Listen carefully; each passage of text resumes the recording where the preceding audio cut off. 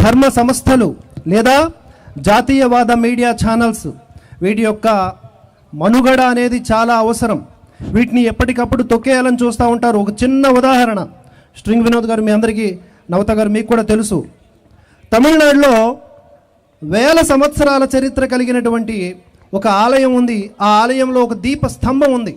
అక్కడ కొన్ని శతాబ్దాలుగా దీపం వెలిగించుకునే అవకాశం లేకుండా పోయింది.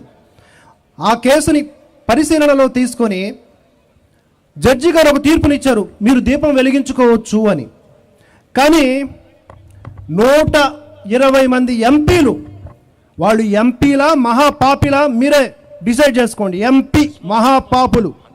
ఆ ఎంపీలు ఏం చేశారంటే మొత్తం కలిసి కట్టగలిసి సంతకం పెట్టి అభిశంసన తీర్మానం ఆ స్వామినాథన్ అనే జడ్జి గారి మీద పెట్టారు. ఏమిటి అంటే, ఒక హిందువు వేల సంవత్సరాల తరబడి వస్తున్నటువంటి ఒక ఆచారం పాటించుకోవడానికి తీర్పునిచ్చినందుకు. అది కూడా ఎందుకో తెలుసా, సమీపంలో అంటే 100 అడుగుల దూరంలో ఒక దర్గా ఉందంట. ఇక్కడ దీపం వెలిగిస్తే వాళ్ళ మనోభావాలు దెబ్బతింటాయంట. నిజానికి అక్కడ గ్రౌండ్ లెవెల్లో ఉన్న ఏ క్రిస్టియన్స్ కానీ ముస్లిమ్స్ కానీ మాకేం ప్రాబ్లం లేదు, అక్కడ హిందువులు దీపం వెలిగించుకుంటే అనినా కూడా వాళ్ళు అలా వ్యవహరించి దీపం వెలిగించకుండా చేస్తున్నారు. ఒక దీపం వెలిగించడానికే ఇంత కష్టం ఒక హిందువుకి.